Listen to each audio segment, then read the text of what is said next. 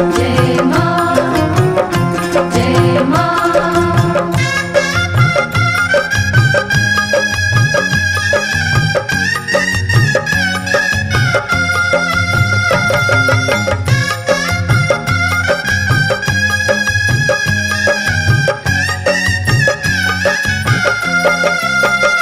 दे दो अपनी पुजारन को वरदान माँ, कि जब तक जीऊँ मैं सुहागन जीऊँ। दे दो अपनी पुजारन को वरदान माँ, कि जब तक जीऊँ मैं सुहागन जीऊँ। मुझसे होना जुदा मेरा भगवान माँ, मुझसे होना जुदा मेरा भगवान माँ, कि जब तक जीऊँ मैं सुहागन जीऊँ। दे दो अपनी पुजारन को वरदान माँ, कि जब तक जीऊँ मैं सुहागन जीऊँ।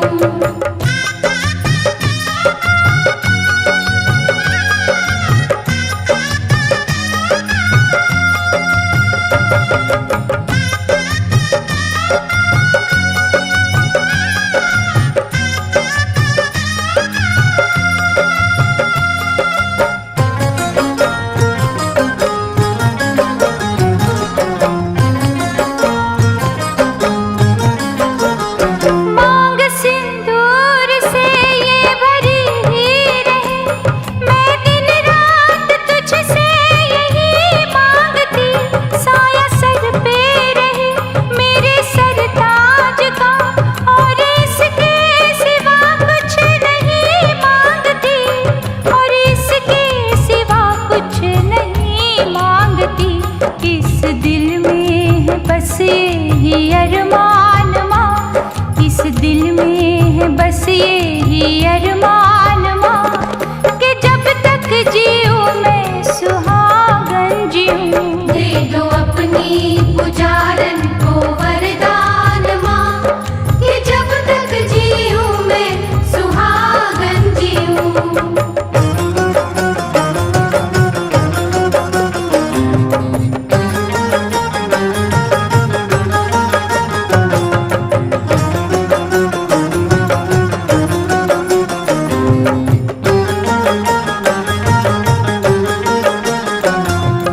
जय जय माँ, जय जय माँ,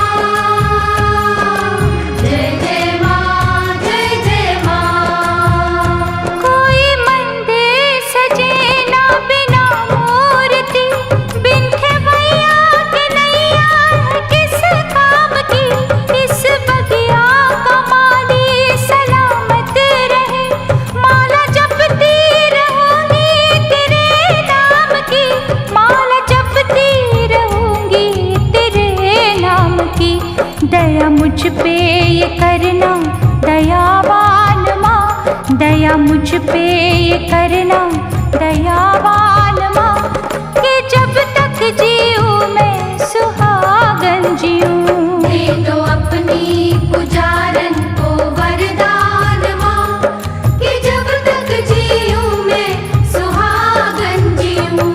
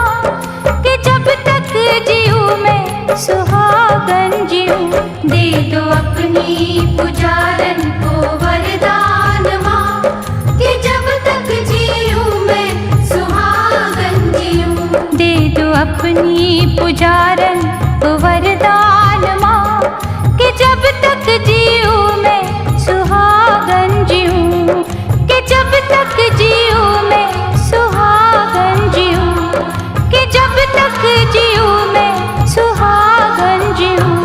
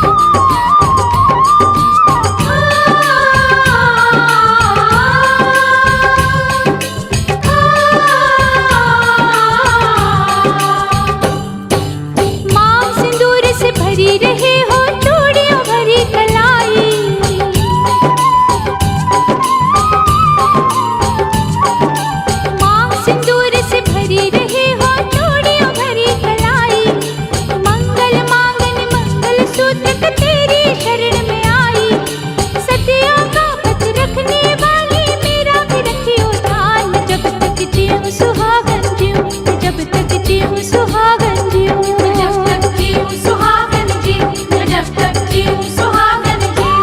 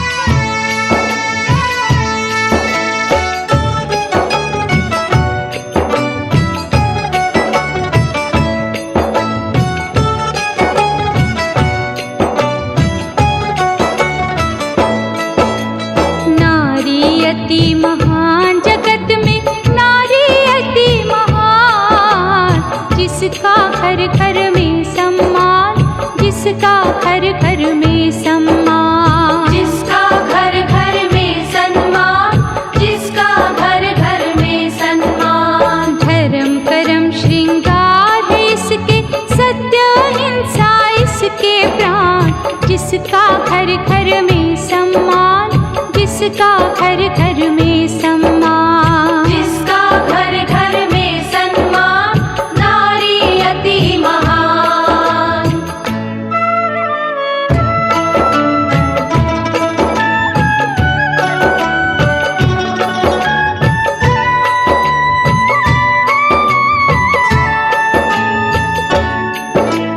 नारी का सत्कार यहाँ पे पहले आए इसी का नाम, पहले आए इसी का नाम, पहले आए इसी का नाम। सब कहते हैं सीताराम, सब कहते हैं राधे श्याम, सब कहते हैं सीताराम, सब कहते हैं राधे श्याम। लक्ष्मी नारायण कहते सब देवों से पाया वरदान, जिसका घर घर में सम्मान, जिसका घर घर में सम्मान, जिसका घर घर में सम्मान, नारी अति महान।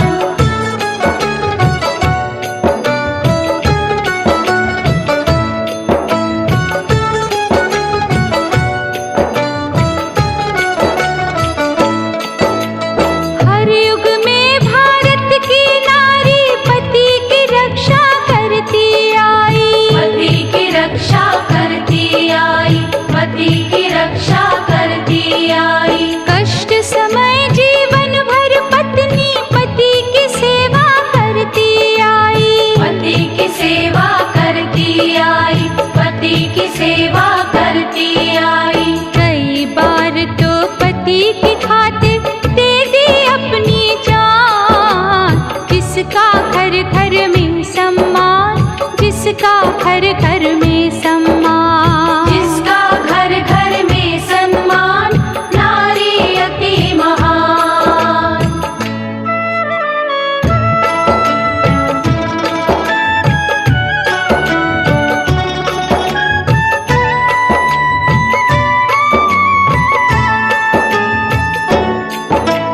आओ आज सुनाए तुमको करवा चौथ व्रत की महिमा, करवा चौथ के व्रत की महिमा, करवा चौथ के व्रत की महिमा। करवा चौथ की कथा बताती भारत की नारी की महिमा, भारत की नारी की महिमा, भारत की नारी की महिमा।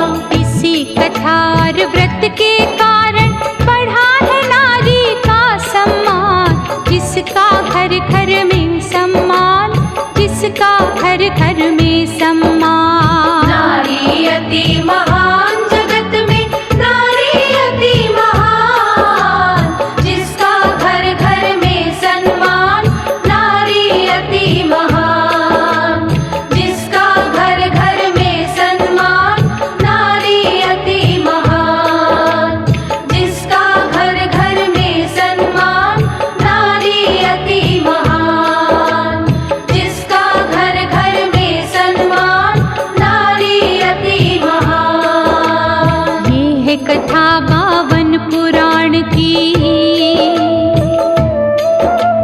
नारी की शक्ति का परिचय। भारत की नारी सबसे प्यारी, जिसको माने दुनिया सारी। तन मन दोनों से ही सुंदर, पति की सेवा धर्म है जिसका, सास ससुर को माने मंदिर, डोली बैठ पति संग आए, सारा जीवन धर्म निभाए। अंत काल यही इच्छा इसकी, पति के कांधों पर ही जाए, पति के कांधों पर ही जाए। ऐसे अपना धर्म निभाए, पति के कांधों पर ही जाए।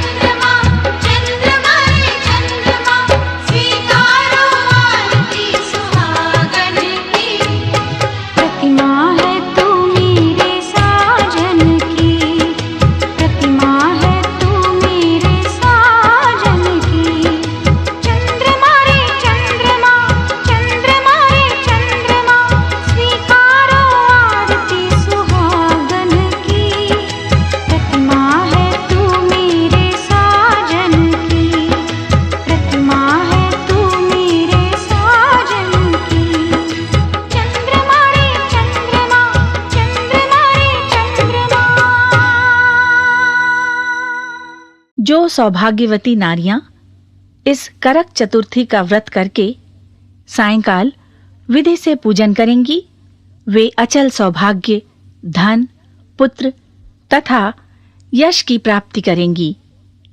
करक मंत्र को पढ़कर दुग्ध अथवा जल से भरा हुआ कलश लेकर उसमें पंचरत्न डालकर ब्राह्मण को देवें और कहें कि गणेश जी, इस करवा के दान से मेरे पति बहुत काल तक जीवित रहें, मेरा सौभाग्य सदा बना रहे।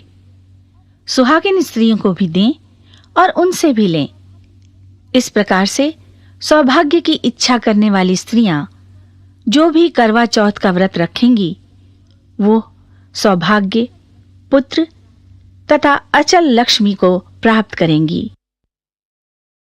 मानधाता कहने लगे कि जिस समय अर्जुन नीलगिरी पर तप के लिए चले गए तो उनके पीछे द्रौपदी खिन्न मन होकर चिंता करने लगी कि अर्जुन ने बड़े कठिन कर्म का प्रारंभ कर दिया है, किंतु विघ्न डालने वाले शत्रु अनेक हैं। इस प्रकार चिंता करके श्री कृष्ण जी से सब विघ्नों के नाश करने का उपाय पूछने लगीं। द्रौपदी ने कहा कि हे सर्व जगत के नाथ, आप मुझे कोई ऐसा व्रत बताने की कृपा करें जिसके करने से सभी विघ्न नाश हो जाएं। श्री कृष्ण जी ने कहा कि हे महाभागे, श्री पार्वती जी ने भगवान शंकर जी से यही प्रश्न किया था। तब श्री शंकर जी ने पार्वती जी से जो कहा था, हे वराराहे, वही करक चतुर्थी नाम का व्रत मैं तुमसे कहता हूं, तुम ध्यान पूर्वक सुनो। ये व्रत सब प्रकार के विघ्नों का नाश करने वाला है। श्री पार्वती जी ने कहा कि हे भगवान, वो करक चतुर्थी का व्रत किस प्रकार का है तथा उसका विधान क्या है, और पहले भी इस व्रत को किसी ने किया है? शंकर जी बोले कि पार्वती जी अनेक प्रकार के रत्नों से शोभायमान, चांदी और सोने के भवनों से भरे, विद्वान पुरुषों से सुसेवित, लोगों को वश में करने वाली दिव्य स्त्रियों से शोभायमान, जहां पर सदैव ही वेदध्वनि होती है, ऐसे स्वर्ग से भी मनोहर परम रमणीक शुक्र प्रस्थरपुर नामक शहर में एक वेद शर्मा नामक ज्ञानी ब्राह्मण रहता था। उसकी पत्नी का नाम लीलावती था। उसके महापराक्रमी 7 पुत्र और संपूर्ण लक्षणों से युक्त वीरवती नाम की एक कन्या उत्पन्न हुई। उसकी आंख नील कमल के समान और मुख चंद्रमा के समान था। उसके विवाह के योग्य समय आ जाने पर वेद शर्मा ने एक वेद शास्त्र के ज्ञाता विद्वान ब्राह्मण को विवाह विधि से उसे प्रदान किया। इसके पश्चात वीरवती ने अपने भाइयों की स्त्रियों, भौजाइयों समेत गौरी का व्रत किया। फिर कार्तिक कृष्ण चतुर्थी के दिन व्रतोपवास कर सायंकाल में स्नान कर सबने भक्तिभाव से वट वृक्ष का चित्र बनाकर उसके नीचे शंकर जी, गणेश जी और स्वामी कार्तिकेय के साथ पार्वती जी का चित्र बनाया और ओम नमः शिवाय इस मंत्र से गंध, पुष्प और अक्षतादि से गौरी का पूजन किया। फिर शिवजी, गणेश जी तथा षडानन का अलग अलग पूजन करती हुई पकवान, अक्षत तथा दीपक से युक्त 10 करवा और गेहूं के पिशान और गुड़ के बने हुए पकवान तथा और भी अनेक प्रकार के फलादि भोज्य पदार्थों को अर्पण करके अर्घ्य देने के लिए चंद्रोदय की प्रतीक्षा करने लगी। इसी बीच वो वीरवती बाला भूख, प्यास से, पीड़ा से मूर्छित होकर पृथ्वी पर गिर पड़ी। तब उसके सब भाई बांधव रुदन करने लगे। वीरवती का मुख धोकर पंखे से हवा करके उसको ढांढस बंधाने लगे कि अब चंद्रमा उदय होने वाला ही है। उसका भाई चिंतायुक्त होकर एक महान वट वृक्ष पर चढ़ गया। बहन के प्रेम से दुखी उसके भाई ने जलती हुई लुकारी लेकर चंद्रमा के उदय होने का बहाना कर दिखाया। उसने चंद्रमा का उदय जानकर दुख त्याग करके विधि विधान से अर्घ्य देकर भोजन कर लिया। इस प्रकार व्रत के दूषित हो जाने के कारण उसका पति मर गया। तब वीरवती ने अपने पति को मरा हुआ देखकर पुनः शिव जी का पूजन कर 1 वर्ष तक निराहार व्रत किया। वर्ष के समाप्त होने पर करक चतुर्थी का व्रत उसकी भौजाइयों ने किया। वीरवती ने भी पूर्वोक्त विधान से व्रत किया। जब उस दिन देवकन्याओं के साथ इंद्राणी वहां करक चतुर्थी का व्रत करने के लिए स्वयं स्वर्ग से आई और वो वीरवती के पास चली गईं, तब वीरवती ने इंद्राणी से सब बातें पूछी। तब वीरवती ने कहा कि जब मैं करक चतुर्थी का व्रत करके अपने पति के घर आई तो मेरा पति मृत्यु को प्राप्त हो गया। मैं नहीं जानती कि किस पाप के कर्म से मुझको ये फल मिला है। हे मातेश्वरी, हमारे भाग्य से आप यहां आ गई हैं, सो मेरे पति को जीवित करके मुझ पर कृपा कीजिए। इंद्राणी ने कहा कि शुभे, गत वर्ष जो तुमने अपने पति के घर में करक चतुर्थी का व्रत किया था तो बिना चंद्रमा के उदय हुए ही तुमने अर्घ्य दे दिया। इसी से व्रत दूषित हो गया और तुम्हारा पति मृत्यु को प्राप्त हो गया। अब तुम यत्न के साथ इस करक चतुर्थी का व्रत करो। तत्पश्चात इस व्रत के प्रभाव से मैं तुम्हारे पति को जीवित कर दूंगी। श्री कृष्ण कहने लगे कि हे द्रौपदी, इंद्राणी के वचन सुनकर वीरवती ने विधान पूर्वक व्रत किया। इस प्रकार उसके करक चतुर्थी का व्रत करने से इंद्राणी ने प्रसन्न होकर जल के द्वारा अभिसिंचित कर उसके पति को जीवित कर दिया। वो देवता के समान हो गया। उसके पश्चात वीरवती अपने पति के साथ घर आकर आनंद करने लगी। वीरवती के व्रत के प्रभाव से उसका पति धन धान्य पुत्र तथा आयु को प्राप्त हुआ। इसलिए तुम भी इस व्रत को यत्न पूर्वक करो। सूत जी कहने लगे कि हे ऋषियों, इस प्रकार श्री कृष्ण के वचनों को सुनकर द्रौपदी ने इस करवा चौथ के व्रत को किया, जिसके प्रभाव से संग्राम में कौरवों को जीतकर अतुलनीय राज्य को प्राप्त किया, जिससे उनका सब दुख जाता रहा।